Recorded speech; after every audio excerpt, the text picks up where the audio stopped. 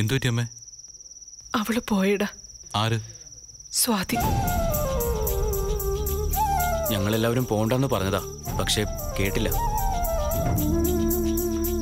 നിനക്ക് വേണ്ടിയാ അവൾ ഇറങ്ങിപ്പോയത്, വേദയുടെ അസുഖം മാറാൻ. ഇതല്ലാതെ വേറെ വഴി ഉണ്ടായിരുന്നില്ലല്ലോ അവളുടെ മുമ്പില്. നീ പോവാൻ പറയുന്നതിന് മുമ്പ് അവളങ്ങ് ഇറങ്ങിയെന്നേ ഉള്ളൂ.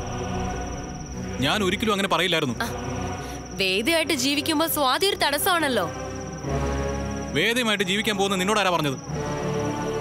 ഞാൻ അങ്ങനെ ഒരു തീരുമാനം എടുത്തിട്ടില്ല.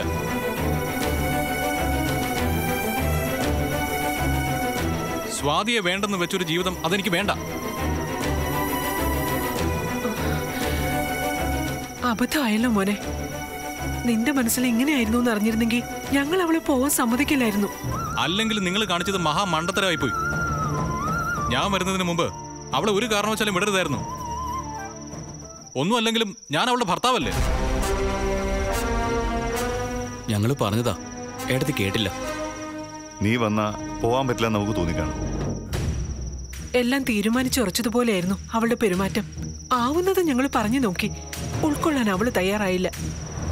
ഒരു പക്ഷേ ഇതല്ലാതെ വേറെ വഴിയില്ലെന്ന് അവൾ കരുതി കാണും. ഇല്ലല്ലോ, വേദയ്ക്ക് എന്തായാലും നീലിനെ വേണം. അപ്പൊ പിന്നെ വേറെന്താ വഴി എന്ന് നീയാണോ തീരുമാനിക്കുന്നത്?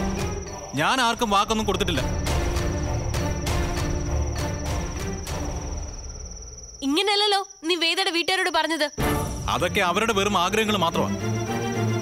അപ്പൊ വേദ രക്ഷപ്പെടേണ്ടെന്നാണോ നീ പറയുന്നത്? നീ ഇല്ലാതെ അത് സാധിക്കില്ല എന്ന് എല്ലാവർക്കും അറിയാം. നിനക്കിപ്പോ വേദ ഒരു പ്രശ്നമേ അല്ല അല്ലേ? വിചാരണ വേണ്ട. സ്വാതിയേക്കാൾ വലുതല്ലേ ഇപ്പൊ എനിക്ക് മറ്റൊന്നും. എന്നാ പോയി വിളിച്ചോണ്ട് വാടാ സ്വാതിയെ. അത് തന്നെയാ ഞാൻ ചെയ്യാൻ പോകുന്നത്. വേണം മോനെ, നീ പറഞ്ഞത് തന്നെ അതിന്റെ ശരി. ഞാനും വരാം. വേണ്ട, അവളെ തിരിച്ചു കൊണ്ടുവരാൻ ഞാൻ മാത്രം മതി. എനിക്കറിയാം അവൾ എവിടെ ഉണ്ടായിരിക്കും. ഞാൻ കൊണ്ടുവന്നിരിക്കും.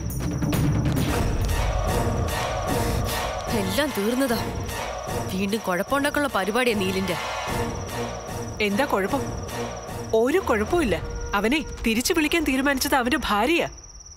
അതിലൊരു തെറ്റുമില്ലെന്ന് മാത്രമല്ല, അതാണ് ശരി.